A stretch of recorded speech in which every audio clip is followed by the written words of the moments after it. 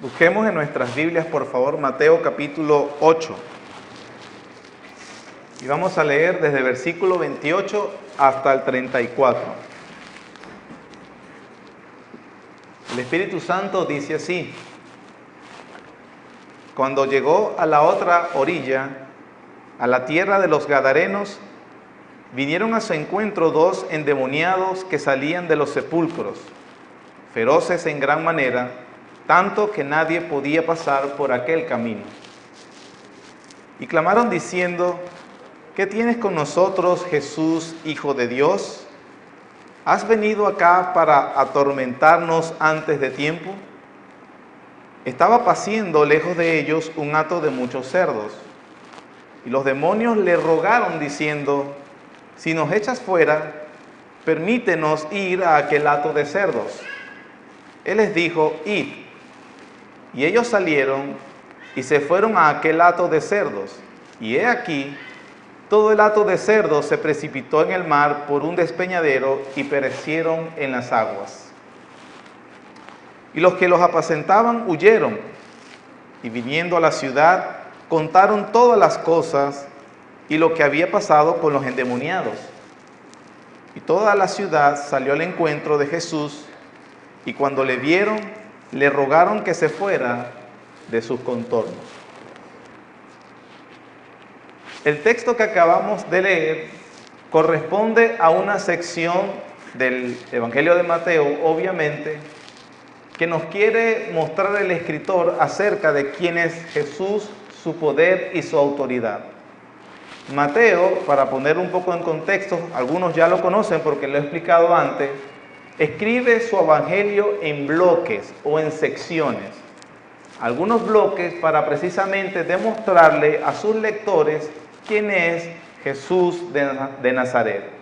El primer bloque que vimos lo estuvimos estudiando hace algunas semanas con respecto al Sermón del Monte, que está desde el capítulo 5 hasta el capítulo 7. Es un bloque que Mateo nos usa para hablarnos de la autoridad de Jesús y la ley de Dios, y cómo era su enseñanza y cómo las personas se admiraban por la enseñanza del Señor Jesús. Su enseñanza era diferente a lo de los escribas y lo de los fariseos. A partir del capítulo 8 y el capítulo 9 corresponde a otro bloque que utiliza Mateo para seguir demostrando quién es Jesús. Observe cómo organiza Mateo su sección.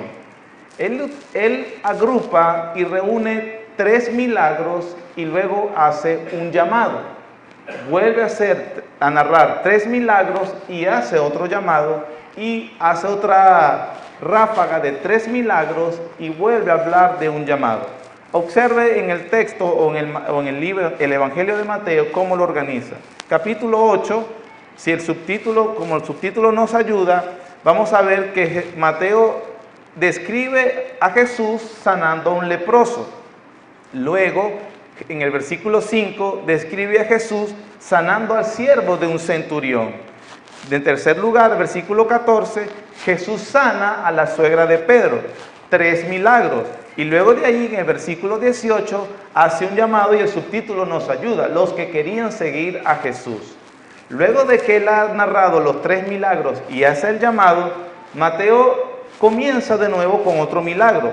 Versículo 23, Jesús calma la tempestad. Versículo 28 que leímos, Jesús libera a 2 endemoniados, ese es otro milagro. Y el tercer milagro, en el capítulo 9, versículo 1, dice ahí, Jesús sana a un paralítico, pero ese no es el milagro. El milagro que él va a narrar ahí en la sanación del paralítico es que Jesús perdona los pecados.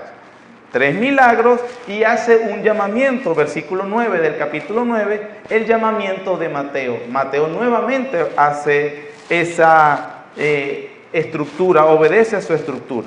Luego que hizo ese llamamiento, en el capítulo 9, versículo 18, narra de nuevo otro milagro, al de la hija de Jairo, que resucita y pone junto a ese milagro, como con un paréntesis, a la mujer que tenía un problema de flujo de sangre y tocó el manto de Jesús para ser sanada. Mateo agrupa 2 milagros en uno para que siga obedeciendo a su estructura.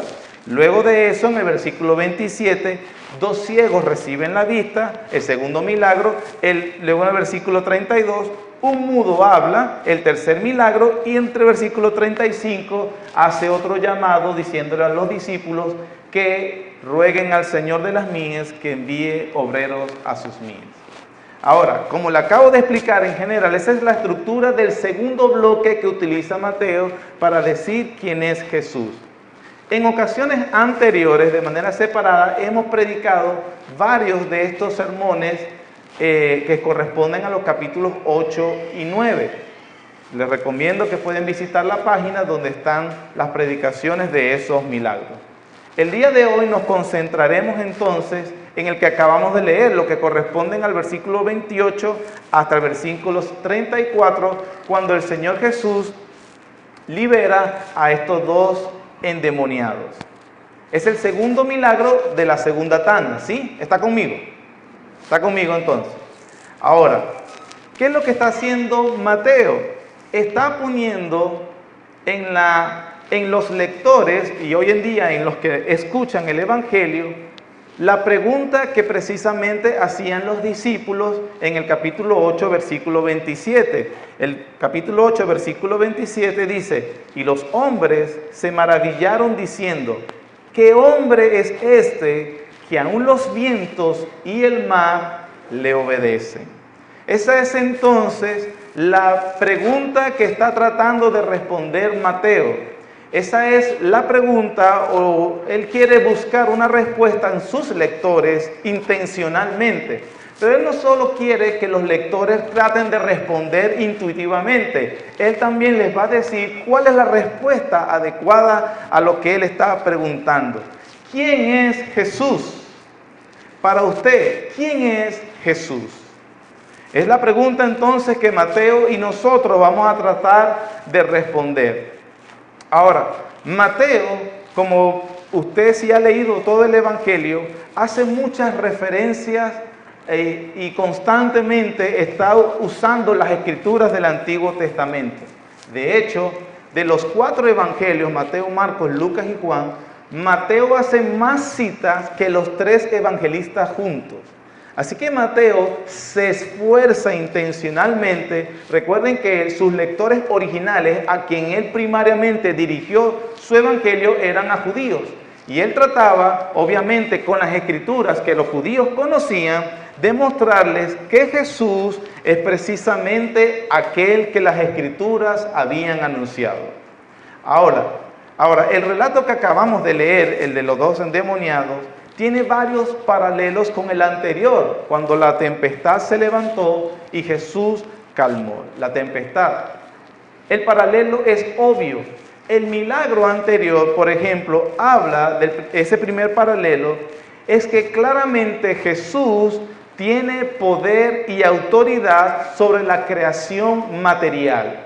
La tempestad se levantó, una tormenta bien fuerte se levantó. Jesús estaba dormido porque estaba cansado, se levanta y le dice, calla, enmudece. Y el mar y el viento se callan y enmudecen. Entonces se ve cómo Él domina la creación visible. En el segundo relato que nosotros leímos, vemos cómo Él libera con una sola palabra a 2 personas que estaban endemoniadas. El paralelo es entonces bien obvio. Jesús también tiene poder y autoridad sobre la creación invisible. Es decir, la creación material en el relato anterior es todo aquello que percibimos con nuestros sentidos, la vista, el gusto, el tacto, el oído, y la creación inmaterial o invisible nos estamos refiriendo a los ángeles. Es exactamente lo que dijo Pablo en Colosenses 1, 16 al 17, cuando dijo, porque en Él, hablando de Jesús, fueron creadas todas las cosas, las que hay en los cielos y las que hay en la tierra, visibles e invisibles, sean tronos, sean dominios, sean principados, sean potestades, todo fue creado por medio de Él y para Él. Ese paralelo entonces en cuanto al poder y la autoridad de Jesús sobre la creación material y sobre la creación inmaterial nos deja saber que nada, absolutamente nada, escapa de la autoridad de Jesucristo. Jesucristo entonces es Rey absoluto sobre todo, de lo que se ve y de lo que no se ve también. Él es el Rey. Nuestro texto que estamos estudiando tiene una división natural. Según los exégetas, los expertos en el idioma griego en el cual fue escrito originalmente el Evangelio, nos dicen que Mateo utiliza una división natural en su narración que lamentablemente las traducciones en español no preservan. Y uno puede que se pierda en cuanto al interés de Mateo al hacer referencia, por ejemplo, a la liberación de estos dos endemoniados. Mateo utiliza esta sección del 28 al 34 y la divide en tres partes. Y esas tres partes están divididas por una expresión que él utiliza que dice, he aquí. El he aquí es como decirle al lector, mira y presta atención, mira esta escena. Así que Mateo en 28 al 34 nos da tres escenas que quiere que nosotros prestemos una atención especial. Y vamos a ver, el sermón va a estar estructurado en las tres escenas que precisamente Mateo se propone para que nosotros atendamos. El primer he aquí, o la primera escena, nos habla del encuentro de Jesús entonces con estos endemoniados. Escena, por cierto, que es digna de una película de terror. Yo creo que si Alfred Hitchcock, que le hablan el rey del misterio, agarra esta escena y la pone en película, definitivamente nosotros estaríamos, como se propone Mateo, a ponernos a la escena bastante tenebrosa y bastante para llenarnos de pánico. Miren los detalles, por ejemplo, que es una región a donde se dirigen a esta ciudad de Gadara, que es predominantemente gentil. Usted conoce el término cuando yo digo que es predominantemente gentil, es decir, no eran judíos, predominantemente. Mateo dice la Biblia que Jesús está en una sección y agarra un barco y se desea trasladar al otro lado que es más al norte. Y una de las cosas que podemos ver de que era predominantemente gentil es que en esta ciudad se criaban cerdos. Nosotros hemos entendido por las leyes impuestas en Levítico de que el cerdo es un animal inmundo para los judíos. Por lo tanto, entonces vemos que el Señor se apartó de donde estaba, que era dominantemente un pueblo judío, y busca retirarse a uno donde no es que no habían judíos, es que era predominantemente gentil. ¿Por qué Jesús querría trasladarse a esa zona donde la mayoría de la población no sería judía? Usted podrá decir, bueno, para predicar y para hacer milagros como venía haciendo en todo tiempo. Sin embargo, algunos detalles de las Escrituras nos dejan dudar de esa sea la razón. Observemos, por ejemplo, lo que nos dice Mateo en capítulo 15, versículos 21 al 28. En el capítulo 15, versículos 21 al 28, dice lo siguiente: saliendo Jesús de allí, se fue a la región de Tiro y de Sidón. Estas dos regiones también son predominantemente gentiles. Y he aquí, vean que Mateo utiliza mucho ese he aquí. Y he aquí una mujer que, hermanos, cananea, ¿ves? No es israelita, no es judía. Vive en los contornos de esas ciudades, aunque pertenecía al país de Israel, pero vivían predominantemente gentiles. He aquí una mujer cananea que había salido de aquella región, clamaba diciéndole: Señor, hijo de David, ten misericordia de mí. Mi hija es gravemente atormentada por un demonio. Y Jesús fue y le sanó a la niña, ¿cierto? Ahí no dice que Jesús fue inmediatamente a sanar a la niña. Versículo 23. Pero Jesús, ¿qué, hermanos? La dejó con la palabra en la boca. Qué grosero, ¿verdad?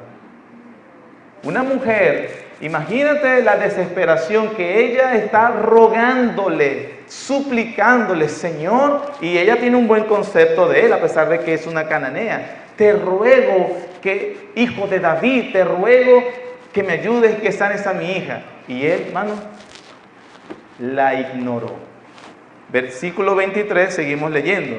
Entonces, acercándose sus discípulos, le rogaron diciendo, despídela, pues da voces tras nosotros. Imagínate entonces la desesperación de ella, que siguió clamándole y gritando a Jesús detrás de él. Y los discípulos estaban tan incómodos, era tan bochornosa la escena que, pero córrela, mándala a callar, no sé, hazle algo. Versículo 24. Él les respondió y dijo, ¿está bien que sea sanada? Tampoco, no. Que dijo, no soy enviado sino a las ovejas perdidas de la casa de Israel. Es decir, Jesús, hermanos, el Señor, como tenía una comisión por el Padre objetiva de llevar en primer lugar al judío primeramente la salvación y había sido enviado para Israel, una mujer cananea le estaba pidiendo y rogando un milagro y él dijo, no lo voy a hacer. Entonces de allí surge la duda, ¿por qué Jesús, si sabía de su objetivo, era claro, y no estaba dispuesto a ayudar inmediatamente a alguien que no fuera judío? Porque entonces él pidió y les dijo a los discípulos, vayamos al otro lado de la ciudad de Gadara, donde precisamente no habían judíos o tantos judíos. Pero sigamos leyendo el texto del capítulo 15, versículo 25. Entonces ella vino y se postró ante él diciendo, Señor, socórreme. Respondiendo él dijo, no está bien tomar el pan de los hijos y echarlo a los perrillos. Mano, el Señor Jesús era directo y franco, y cualquiera de nosotros la ignoró, le dijo a los discípulos que no, y luego le dijo, yo no le puedo dar a los hijos lo que es de los hijos a los perrillos, a una mujer que, Señor, socórreme. Él es el Señor, ¿no? Versículo 27, y ella dijo, sí, Señor, pero aún los perrillos comen de las migajas que caen de la mesa de sus amos. Entonces respondiendo Jesús dijo, oh mujer, grande es tu fe, hágase contigo como quieres. Y su hija fue sanada desde aquella hora. Bueno, al final entonces vemos que ella, reconociendo realmente el señorío y el poder de Jesucristo, con una actitud muy humilde, aun cuando le nombraron que era un perrillo, ella rogaba y rogaba al Señor. Y el Señor entonces, misericordiosamente, aunque no era su objetivo principal, le concede la petición. Pero lo que acabamos de entonces ver, ese cuadro que acabamos de destacar, es precisamente para que nos percatemos de que la razón por la cual el Señor Jesús quiso pasar a esta ciudad de Gadara no era precisamente entonces ir a predicar el Evangelio y tampoco a sanar mucha gente. ¿Cuál es la razón entonces? Lo podemos ver en el mismo capítulo 8, versículos 16, que dice, y cuando llegó la noche, trajeron a él muchos endemoniados, y con la palabra echó fuera a los demonios, y sanó a todos los enfermos. Versículo 18, viéndose Jesús rodeado de mucha gente, mandó a pasar al otro lado del río. No nos los cuenta Mateo, pero en el Evangelio de Lucas, capítulo 5, versículos 15 al 16, no lo busque, dice así, pero su fama se extendía más y más, se reunía mucha gente para oírle y para que le sanase de sus enfermedades, mas él, Jesús, se apartaba a lugares desiertos y oraba.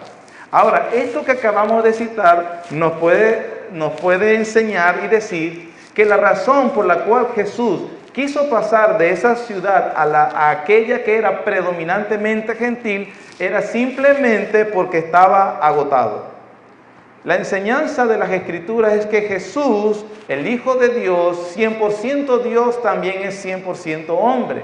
Y como hombre había estado sometido a intensas jornadas con mucha gente agolpada alrededor de él y él ministrando, predicando y sanando a muchos. En el versículo 18 del capítulo 8 dice que él se veía muy apretado o se había amontonado mucha gente para que él siguiera atendiéndolos, pero él paró y dijo, estaba cansado y salió. Su cansancio era tan evidente que cuando iban en la barca y una gran tormenta estaba en la barca que casi la voltea, dicen Marcos y Lucas, el Señor ¿qué hacía? Dormía. Dormía por dos razones, una por la confianza en el Padre y la otra porque estaba muy cansado. Tuvieron que despertarlos los discípulos prácticamente porque él estaba en plena tormenta, casi pereciendo y volteándose la barca, él seguía dormido. Y con lo que acabamos de leer de Lucas, no solo él procuraba recuperar las fuerzas físicas y el descanso, sino que a pesar de que su ministerio y el predicar y el sanar y el llevar el evangelio del reino, él procuraba muchísimo apartarse para descansar, como dije, pero también para orar. Es decir, no permitía que el servicio al pueblo de Dios le perturbara la comunión con el Dios del pueblo. Él mismo, a propósito, intencionalmente, procuraba no estar donde estaba mucho la gente para que entonces pasar tiempo con su Padre Celestial. Entonces podemos ver que las razones eran mucho cansancio y al mismo tiempo orar. Pero otro detalle que nos menciona en todo el Nuevo Testamento es que no se nos vuelve a narrar en todos los evangelios que Jesús volviera a esta ciudad de Gadara. Es decir, al parecer, o podemos suponer, que esta fue la única oportunidad que tuvo esta gente de ver a Jesús personalmente y abrazarle por la fe.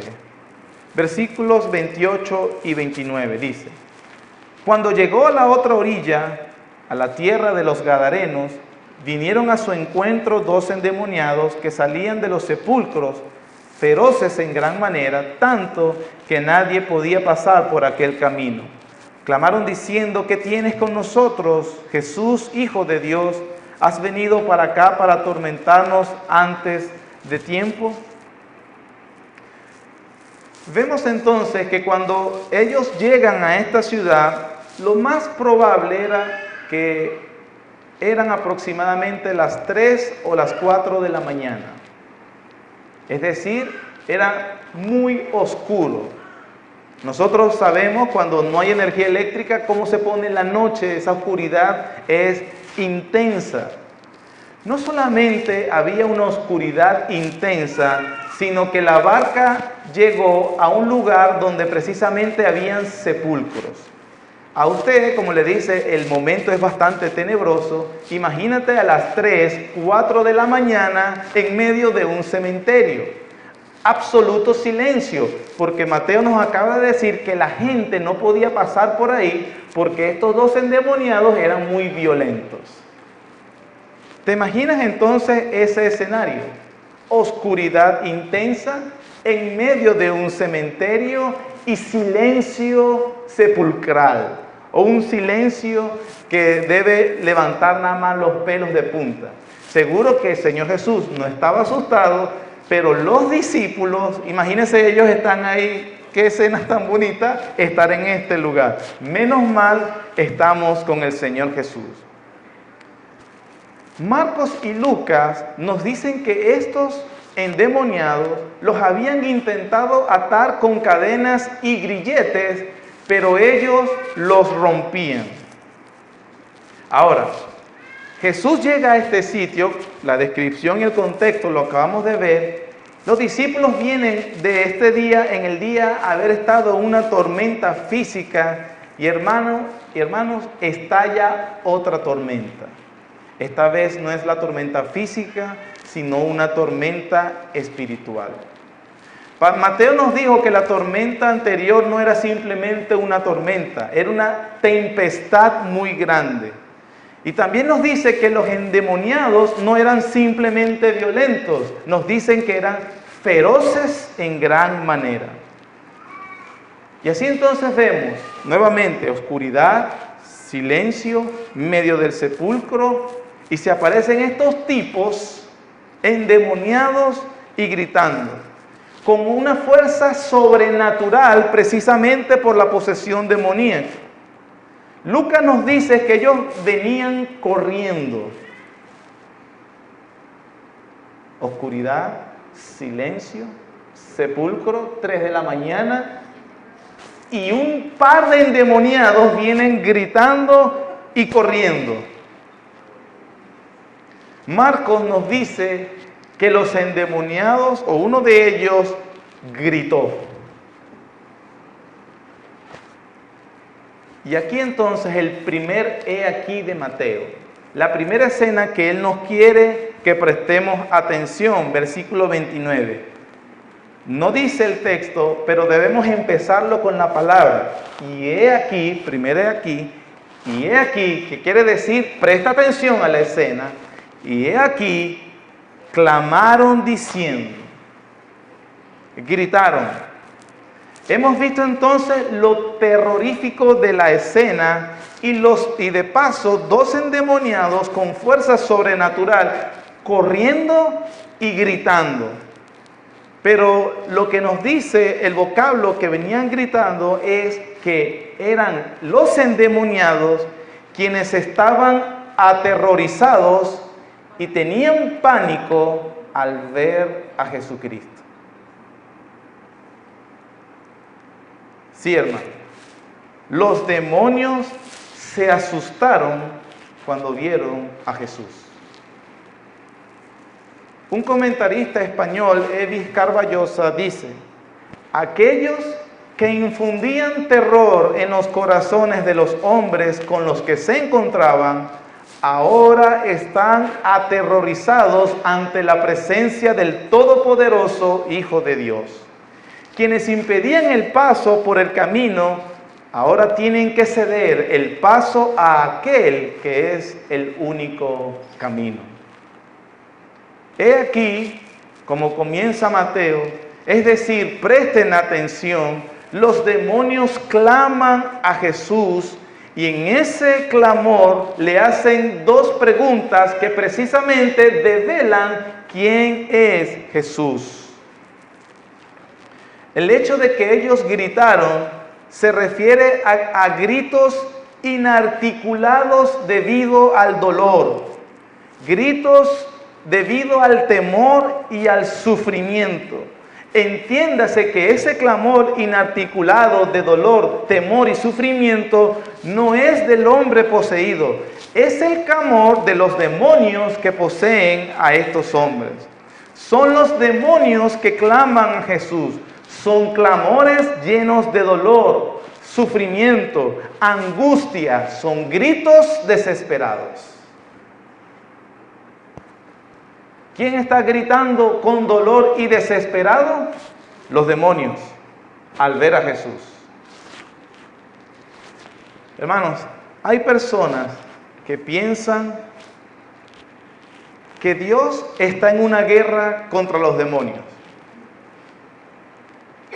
Estas personas tienen una visión del universo que hay una lucha entre el bien y el mal.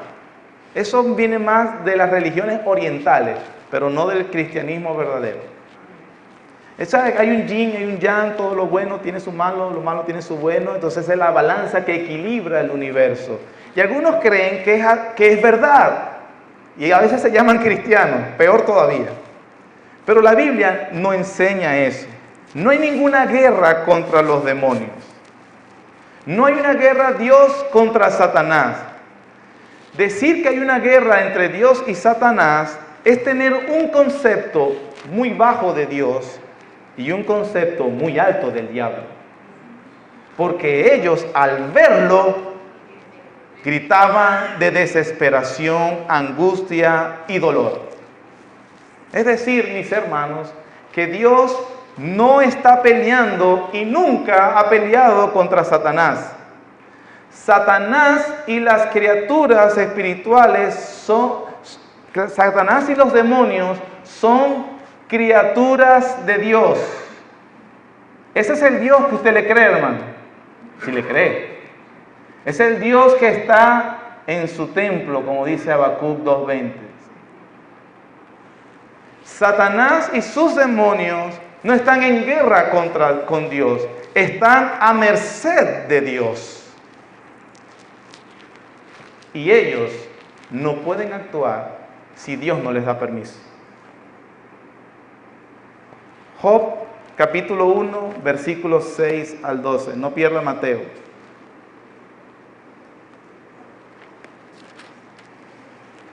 Job capítulo 1, versículos 6 al 12 dice lo siguiente. Un día vinieron a presentarse delante de Jehová los hijos de Dios, entre los cuales vino también Satanás. La frase o el título, hijos de Dios, en este contexto se refiere a todos los ángeles. Satanás y los demonios son ángeles caídos. Pero ven, ellos tienen que venir a reportarse. Versículo 7. Dijo Jehová a Satanás, ¿de dónde vienes? Respondiendo Satanás a Jehová dijo, de rodear la tierra y de andar por ella. Y Jehová dijo a Satanás, ¿no has considerado a mi siervo Job, que no hay otro como él en la tierra, varón perfecto y recto, temeroso de Dios y apartado del mal? Versículo 9. Respondiendo Satanás a Jehová dijo, ¿acaso teme Job a Dios de balde? Versículo 10. ¿No le has cercado alrededor de él y a su casa y todo lo que tiene? Al trabajo de sus manos has dado bendición. Por tanto, sus bienes han aumentado sobre la tierra. Versículo 11. ¿Pero qué? Extiende ahora tu mano y toca todo lo que tiene, y verás si no blasfema contra ti en tu misma presencia. Dijo Jehová a Satanás, he aquí, todo lo que tiene está en tu mano, solamente no pongas tu mano sobre él. Y salió Satanás de delante de Jehová. Como ustedes acaban de leer, el actuar de Satanás y los demonios está sujeto a la voluntad de Dios. Ese es Dios. Hay personas que lamentablemente creen erróneamente que Satanás y los demonios han existido siempre, eternamente, a la par de Dios. Y bueno, Dios lleva toda esa eternidad peleando con ellos. No, hermanos, eso no es verdad. Según las Escrituras, el único eterno es Dios. Los demonios fueron ángeles creados, pero que pecaron contra Dios y Dios los arrojó de su presencia. Estos ángeles fueron creados cuando Dios hizo toda la creación.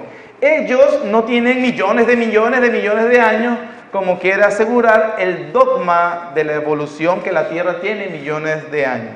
La edad de ellos entonces es la edad de la creación de la Tierra. Esto, hermanos, lo digo para que observemos cuál es el lugar de Satanás y sus demonios. Dios está sobre ellos. Pero también tengo que decir unas palabras de cuidado. Los ángeles, dice la Biblia, estoy incluyendo a los demonios y Satanás allí, ¿cierto?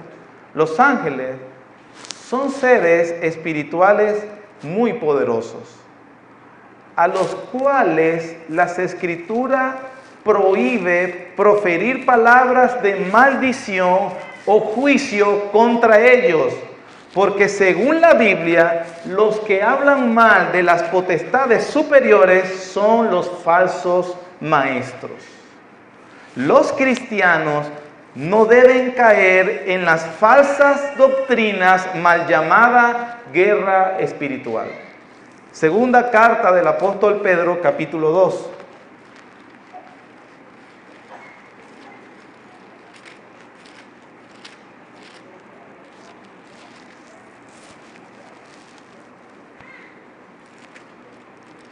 En la segunda carta de Pedro, capítulo 2, Vamos a leer el versículo 10 y 12, pero desde el 1 él comienza a advertir al pueblo cristiano sobre los falsos maestros. Y vean lo que dice de las características de esos falsos maestros desde el versículo 10 hasta el 12. Dice: y mayormente a aquellos que, siguiendo la carne, andan en concupiscencia e inmundicia, desprecian el señorío, atrevidos y contumaces, no temen decir mal de las potestades superiores, mientras que los ángeles, que son mayores en fuerza y en potencia, no pronuncian juicio de maldición contra ellas delante del Señor. Pero estos, hablando mal de cosas que no entienden, como animales irracionales, nacidos para presa y destrucción, perecerán en su propia perdición. Hay quienes se creen muy valientes. Ellos atan al diablo, le pisan la cabeza, lo maldicen, se jactan de tener el ministerio de guerra espiritual, pero todo eso por una sola razón. ¿Son qué? Ignorantes de las Escrituras.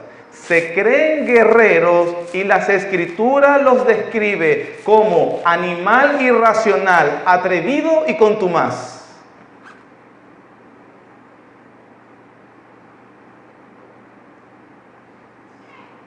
Falsos maestros. Lo repito y estoy leyendo, ojo, estoy citando las Escrituras. Ellos se creen guerreros y las Escrituras los describe animal irracional, atrevido y contumaz. Los que hablan contra las potestades superiores, refiriéndose incluso a Satanás y los demonios. Pero por la gracia del Señor, hermanos, las Escrituras se te está exponiendo y te alumbra para que entiendas cuál es su lugar. Volviendo, que tenía que decir eso acerca del mundo invisible, volviendo a nuestro texto, Mateo no nos dice cuántos demonios estaban poseyendo a estos hombres. Eran dos. La narración se concentra en uno porque uno fue el que interactuó. Pero Marcos y Lucas, que narran el mismo acontecimiento, nos dicen que era una legión. Cuando el Señor le pregunta ¿cómo te llamas?, ellos dicen que eran una legión porque eran muchos. Algunos escritores dicen que la legión romana estaba compuesta aproximadamente de 6,000 soldados. He escuchado que otros dicen 12,000. No sé, no le podría decir cuál es entonces el número exacto, si eran 6,000 o eran 12,000, o se dice 12,000 porque eran dos hombres.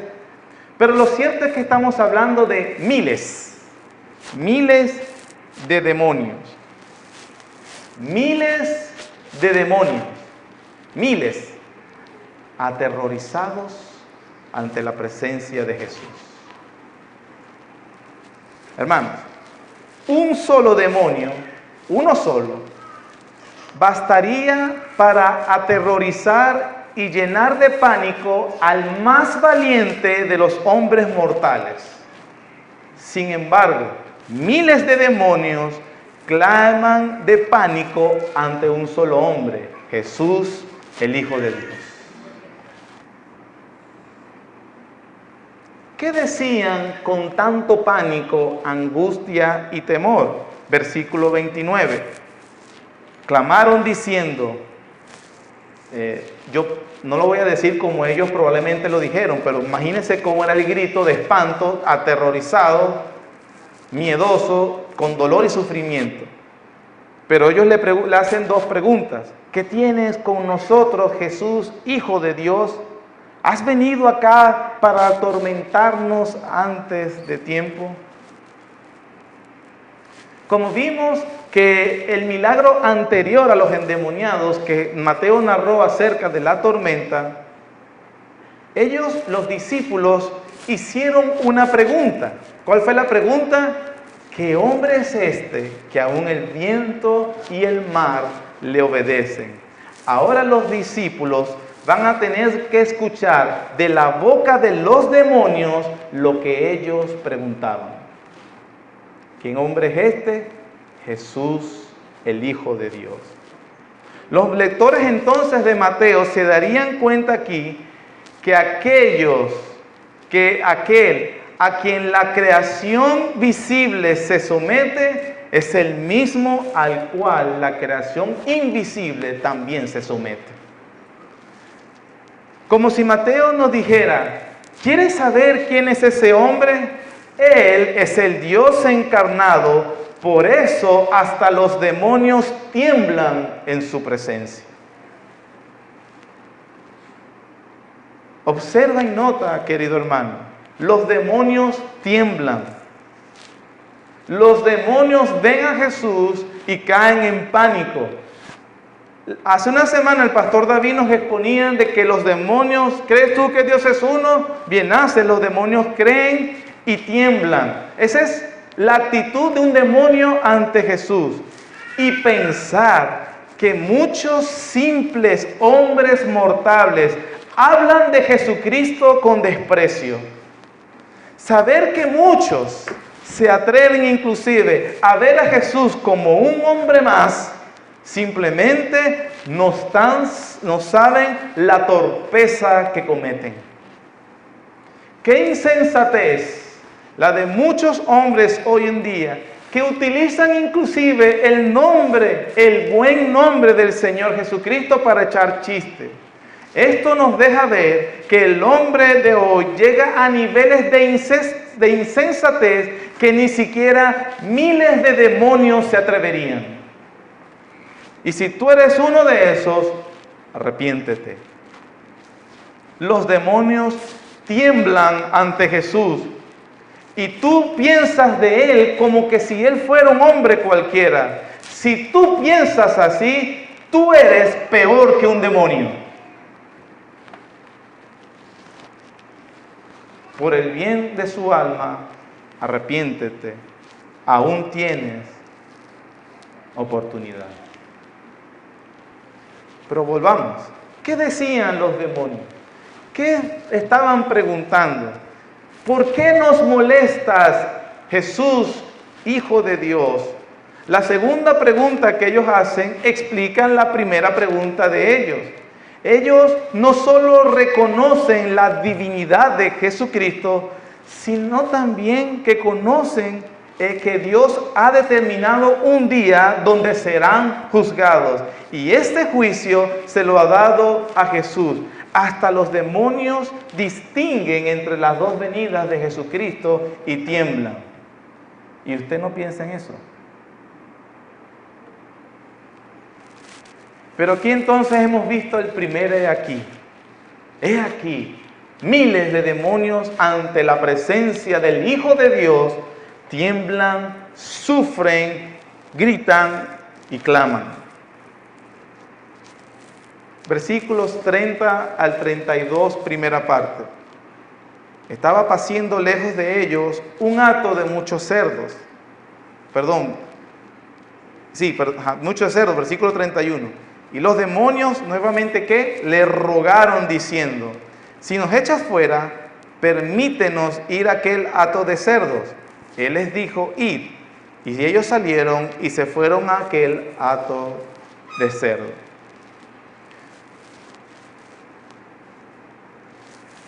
En esta primer he aquí, realmente Mateo es muy escueto en su narración. Si tú ves el mismo acontecimiento en Marcos y Lucas, ellos prácticamente duplican todo el episodio. Pero Mateo es directo, franco y llano. ¿Por qué?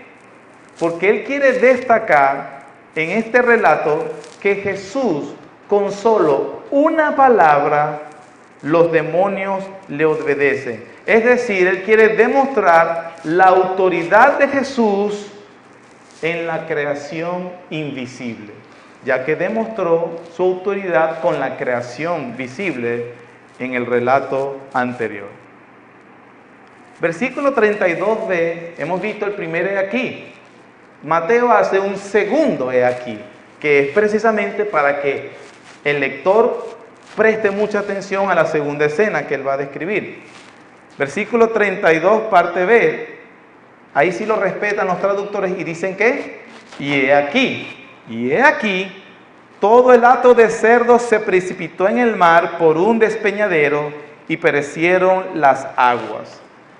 Y versículo 33, y los que los apacentaban huyeron, y viniendo a la ciudad, contaron todas las cosas y lo que había pasado con los endemoniados. Mateo llama la atención en el segundo de aquí sobre dos detalles. El primero, lo que sucedió con los cerdos. Es decir, los demonios le rogaron a Jesús que le permitiera ir a ese hato. Él con una sola palabra, ir, se van hacia allá. Los demonios se lanzan hacia el mar y se mueren. Y el segundo detalle que nos quiere hacer ver Mateo es que los que apacentaban los cerdos, es decir, los cuidadores, le contaron a la ciudad lo que había estado pasando en esa madrugada. Un comentarista, David Burke, dice lo siguiente, abro comillas: si estos, los demonios, hubieran sido expulsados solo al aire, se había mostrado la sanidad, pero no la autoridad real, que es precisamente lo que Mateo quiere mostrar de Jesús. Al ser expulsados al hato de cerdos que estaba a la distancia, los discípulos vieron una evidencia incuestionable sobre la autoridad de Jesús sobre el mundo oculto. La huida en manada de los animales constituyó para los discípulos la prueba incontrovertible de la derrota de los demonios. Cierro comillas.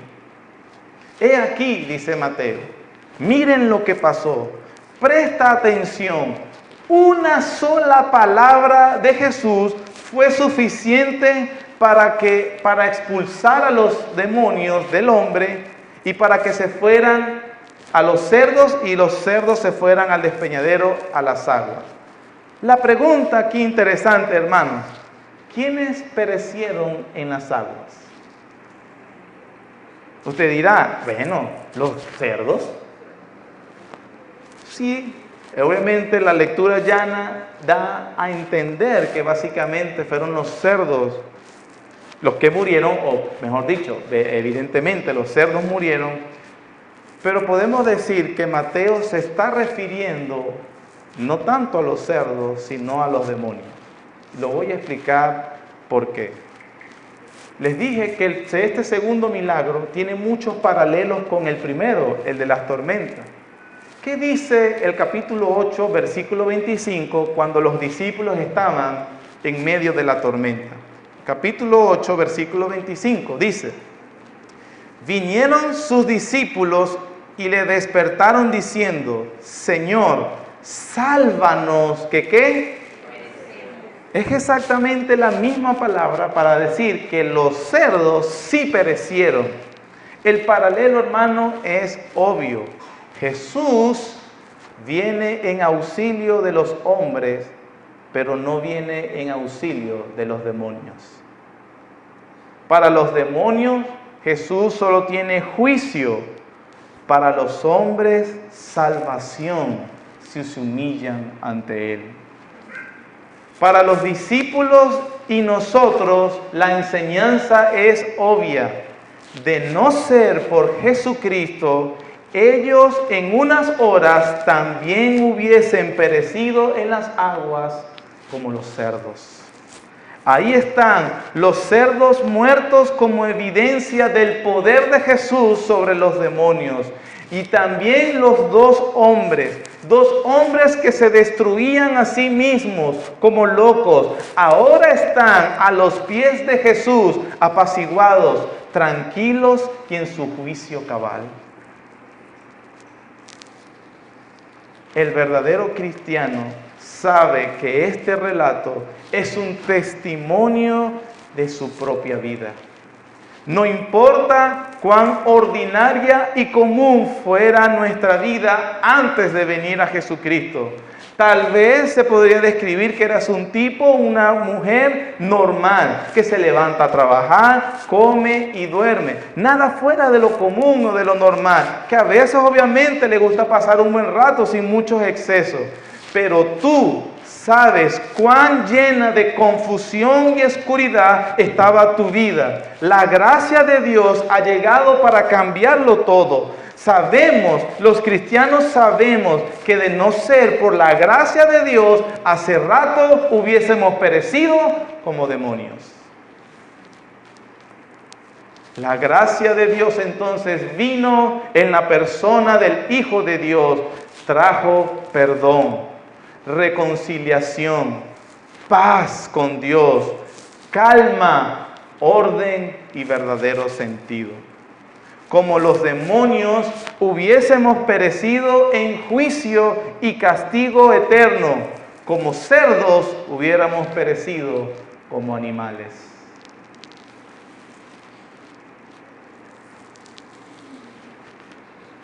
Pero eso no es lo único que dice Mateo.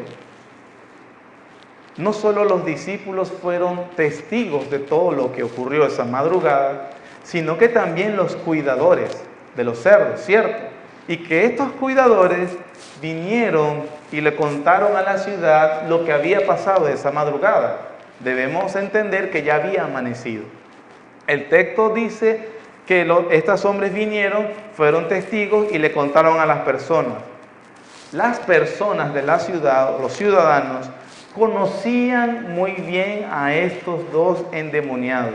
Porque Marcos y Lucas, nos dicen que muchas veces ellos habían intentado tranquilizarlos amarrándolos con cadenas y con grilletes, pero ellos se zafaban y destrozaban las cadenas y los grilletes. Y entonces Mateo lanza su tercer he aquí. Le dije que son tres, vamos para el último. He aquí, capítulo 8, versículo 33 al 34. No lo dice en español, pero en griego está y comienza. Y he aquí, los que apacentaban huyeron y viniendo a la ciudad contaron todas las cosas y lo que había sucedido y lo que había pasado con los demonios. Y toda la ciudad salió al encuentro de Jesús y cuando le vieron, se arrodillaron como los demonios para adorarle. No, ¿verdad?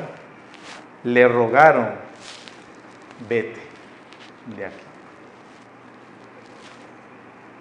Mateo entonces utiliza su tercer he aquí, después que nos ha llamado con la primera escena la atención, la segunda escena con el poder y el amor de Jesucristo, nos llama la atención para la tercera escena. ¿Cuál fue la reacción de estos habitantes? Como se dijo al principio, la ciudad probablemente tuvo esta oportunidad para tener a Jesús en persona. Y aunque no vieron lo sucedido porque era de madrugada y estaba solo, la evidencia era bien clara. Aquellos locos estaban cuerdos.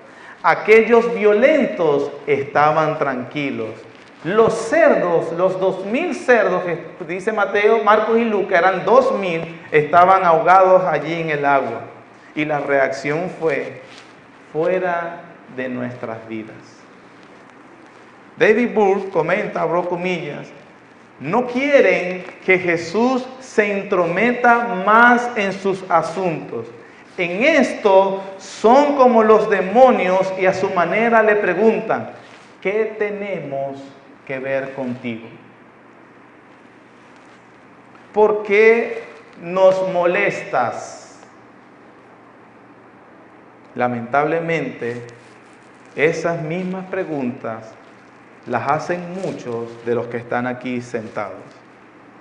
Lo único que desean con todas sus fuerzas es que Jesús salga de sus vidas para ellos hacer lo que le venga en ganas.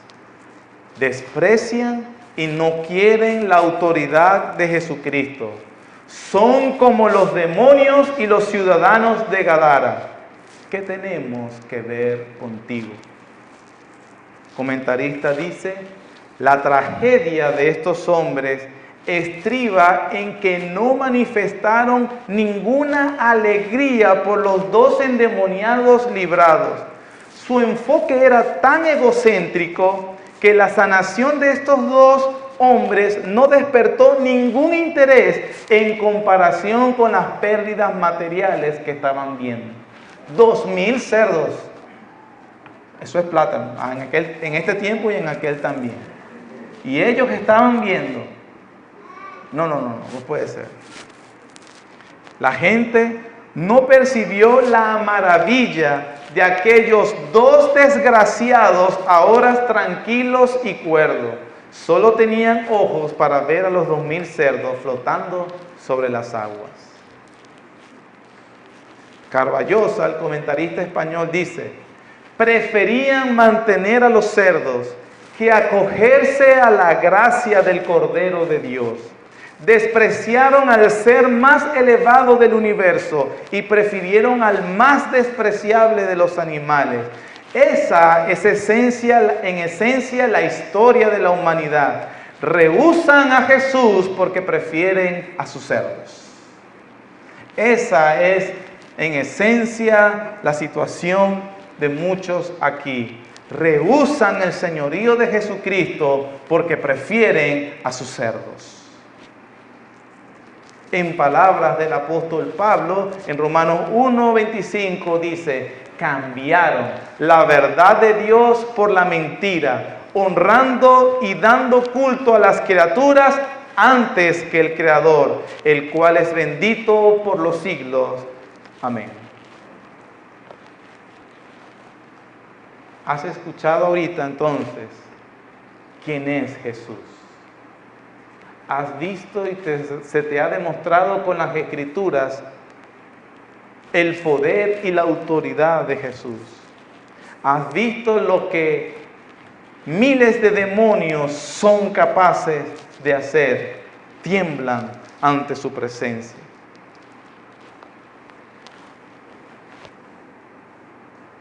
Y están estos hombres, los dos cuerdos, tranquilos en su juicio cabal, como evidencia del poder de Dios y evidencia de lo que experimentan aquellos que conocen a Jesús. Tú y yo sabemos que lo que ha hecho Él, aparte de perdonar nuestros pecados, librarnos de la ira venidera, es que recuperemos el juicio. Oh Dios, gracias. Pero tú, al ver lo que hace Jesús en nosotros, eres como los ciudadanos de Gadara. ¿Qué tengo que llevar yo contigo? Déjame en paz. Vete de mi vida. Sal de mi vida. Por amor a tu alma, baja tus armas y sométete al Señor. Los cristianos sabemos que si bien los detalles de esta narración no son tal vez no sean exactamente los mismos que nuestra experiencia, digo porque a estos fueron miles, tal vez a nosotros fueron millones. Pero la Biblia refleja, el Nuevo Testamento refleja que esa es la experiencia de todo cristiano. Efesios capítulo 2.